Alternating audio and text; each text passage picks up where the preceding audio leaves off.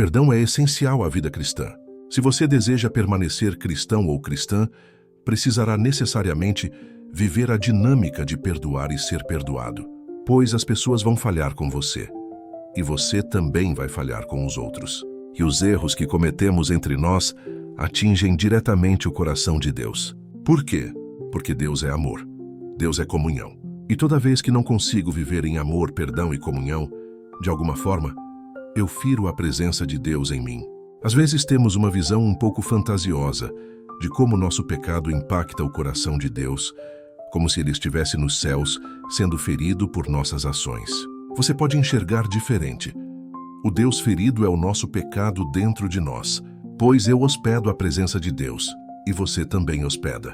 E sempre que não somos bondosos, quando somos cruéis com alguém, ou praticamos injustiça, infidelidade ou desonestidade, ferimos a imagem e semelhança de Deus em nós. É por isso que nosso pecado atinge diretamente o Deus que habita em nós e, consequentemente, nos machuca. Pois toda vez que ferimos a Deus, ferimos a nós mesmos também. E o contrário também é verdadeiro. Fora da prática do perdão não há vida cristã, pois estamos sempre sujeitos a vacilar. Como dizia São Paulo, nem sempre conseguimos fazer o bem que desejamos. Nossas atitudes são marcadas por nossas limitações. Chamamos isso de pecado. Tudo aquilo que reconhecemos em nós como grave. Houve liberdade de agir, consciência, vontade. Nossos pensamentos, palavras e ações podem ferir alguém ou causar dano a nós mesmos. Podemos viver em constante estado de pecado, por exemplo, quando falta amor próprio ou quando escolhemos o pior da vida. Chamamos isso de pecado. Tudo aquilo que reconhecemos em nós como grave. Houve liberdade de agir, consciência, vontade. Nossos pensamentos, palavras e ações podem ferir alguém ou causar dano a nós mesmos. Podemos viver em constante estado de pecado, por exemplo, quando falta amor próprio ou quando escolhemos o pior da vida. Acontece com frequência. Muitas vezes, movidos pela falta de amor próprio, escolhemos o que há de pior, comprometendo nossa felicidade e realização humana. Por isso, o perdão precisa acontecer em 3 dimensões. O que pedimos a Deus, e precisamos fazer isso diariamente, porque estamos sempre falhos como seres humanos. Pedimos perdão ao Deus que nos habita por desrespeitá-lo, por não corresponder ou por não usar os dons que ele nos deu. Se quisermos ser cristãos, precisamos aprender a viver a dinâmica do perdão. Alguém me perguntou, quando digo que perdoo, mas não consigo conviver com a pessoa, continuo em pecado? Veja bem, é uma questão bastante delicada, complexa. Primeiro porque temos uma visão muito romântica, que às vezes nos impede de enxergar a realidade. Quando perdoamos, além de restituir aquela presença na nossa vida, vivemos a experiência do perdão. É o perdão da reconstrução. É como não querer desistir de alguém que é muito especial para nós. Ela errou, mas você já chegou à conclusão de que aquele erro não é suficiente para retirá-la da sua vida. É seu direito desejar a reconstrução, desde que a outra pessoa também queira reconstruir com você, porque ela vai pedir perdão. Você aceitará o pedido e juntos reconstruirão o vínculo de... Essa é a dinâmica do amor. Todos que se amam precisam praticar isso sempre. É claro que depende da qualidade do amor que temos. Há pessoas que, mesmo se amando, se ferem muito e precisamos refletir sobre a força desse amor que machuca constantemente. O amor é um impulso interior que precede qualquer outro motivo. Nos dá aquele desejo de ser cada vez melhor para quem amamos. A experiência é: eu perdoo e quero restituir aquela presença na minha vida. Não quero perder. Muitas vezes nos aconselhamentos vemos situações assim. Por exemplo, uma traição no casamento, onde uma das partes quebra o vínculo assumido e quem foi traído deseja reconstruir, não quer perder a família por causa do erro. É doloroso viver a traição, é. Ela fere, retira confiança, mas ainda existe a possibilidade de reconstruir o casamento a partir do perdão. Muitas vezes a traição foi apenas um ato falho, um momento de fraqueza, que não compromete o vínculo se houver perdão. Claro, quando falamos de perdão, trata-se da oportunidade de guardar o suficiente da experiência para aprender, mas esquecer o suficiente para que não continue a machucar. Porque também não faz sentido quando você decide perdoar e continua remoendo o passado constantemente, pois isso dificulta muito a experiência da continuidade.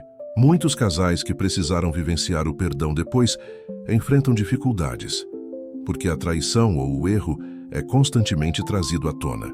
Mas ficar pensando, lembra do que você me fez?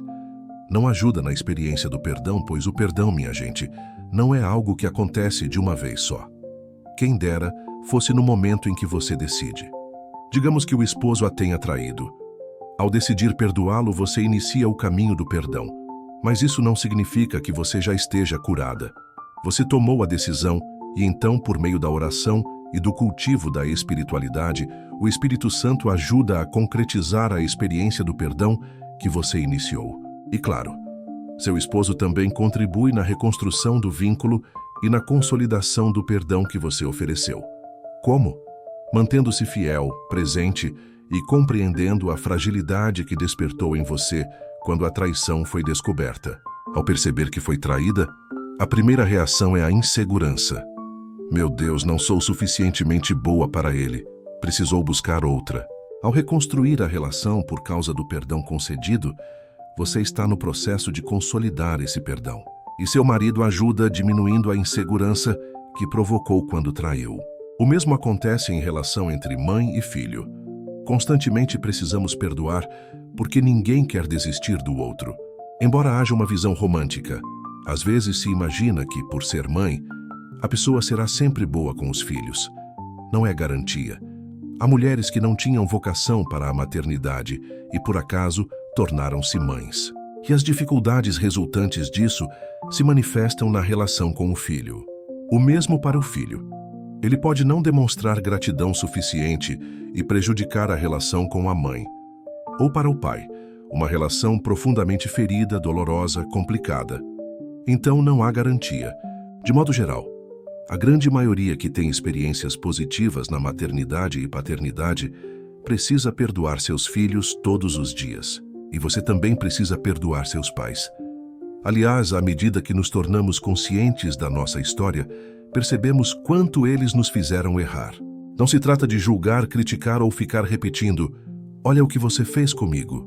Não, aconteceu, passou. Hoje é momento de construir experiências de perdão. Num primeiro instante, até verbalizando. Mãe, tomei consciência do mal que você me fez naquele momento e sinto que preciso perdoar. Aí entra a ação de Deus em nós. Quando percebemos nosso valor, naturalmente queremos perdoar. Não queremos perder aquela pessoa, não é? Se você reconhece valor em uma amizade, relacionamento ou namoro, vai lutar para que o perdão aconteça. O outro lado também é verdadeiro. Às vezes você percebe que quer perdoar, mas não quer carregar a mágoa dentro de você. Perdoar é sempre um gesto inteligente. Quando perdoo, limpo meu coração dos resíduos do mal que ocorreu. Quando olho nos olhos do outro e digo, eu te perdoo pelo mal que me causou. Às vezes também preciso me perdoar por ter permitido que isso acontecesse, pois muitas vezes somos machucados com nossa autorização. Vamos sendo permissivos, percebendo invasões, notando agressividade ou temperamentos que não combinam conosco. E há pessoas muito invasivas que provocam sofrimento constante, até que, de repente, acontece algo que faz transbordar, como dizem em Minas Gerais. O caldo entorna e nos deparamos com situações desagradáveis, precisando perdoar. Chegamos à conclusão: não queremos carregar aquela mágoa, não queremos guardar essa experiência ruim. Por isso, perdoamos. Mas também percebemos que não precisamos manter essa pessoa em nossa vida. Isso é absolutamente saudável. Não somos obrigados a conviver intimamente com todos. E não é pecado, viu? Muitas vezes temos a ideia equivocada de que, por sermos cristãos, devemos manter em nossa vida todas as pessoas que nos feriram. Não. Eu digo isso por onde passo, porque é absolutamente libertador. E as pessoas precisam ouvir. Muitas vezes, religiosamente, ficam condicionadas a pensar que as exigências cristãs obrigam a manter ao lado pessoas que nos fazem mal. Por exemplo, não, Jesus disse, se o teu braço te faz pecar, corta-o. Se o teu pé te faz pecar, corta-o. Jesus não fala do nosso corpo físico, literalmente.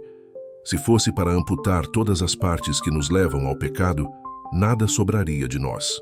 Ele fala de estruturas, de pessoas, de situações que precisamos eliminar para que possamos seguir em paz. Muitas vezes o perdão será experiência de continuidade, mas também de ruptura. Você não precisa sustentar um relacionamento que já percebeu que faz mal a você.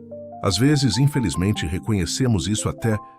Por exemplo, se você não pensa em ninguém, pode acabar fazendo estrago por onde passar. Às vezes, seu erro foi com alguém que tem todo o direito de não querer mais você em sua vida. A atitude mais sábia é não insistir, ok? Vamos guardar o que de bom vivemos juntos. Você reconstrói sua vida, eu reconstruo a minha e assim seguimos. É assim que deve ser. Reconstruímos nossas histórias, mantemos respeito, mas não precisamos estar juntos. Minha gente, sei que parece difícil, mas na prática é libertador.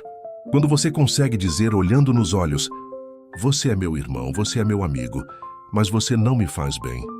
Isso é libertador e faz parte da nossa evolução espiritual.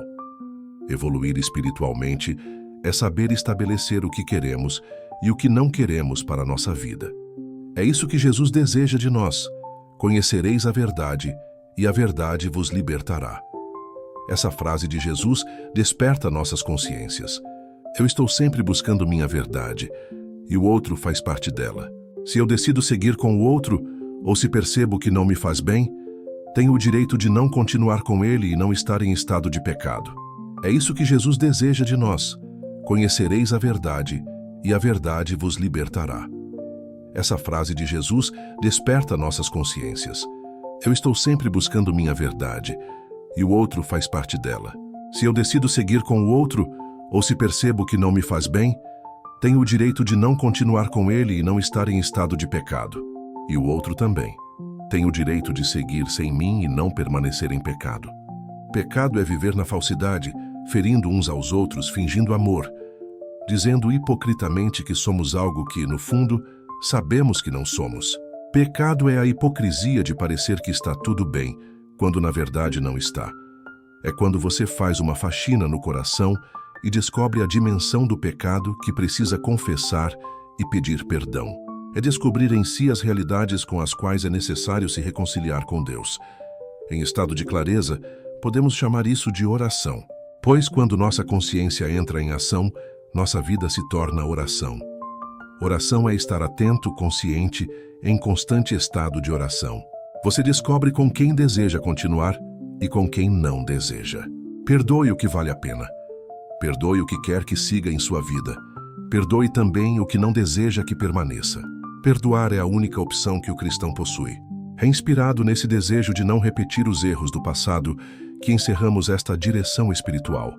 Se você gostou desse vídeo e quer receber mais, se inscreva no nosso canal e ative as notificações. Isso nos ajuda a continuar nosso propósito, né? Obrigado pela sua companhia. Que esta semana seja repleta de bênçãos sobre a proteção de nosso Deus Todo-Poderoso, que é Pai, Filho e Espírito Santo. Amém.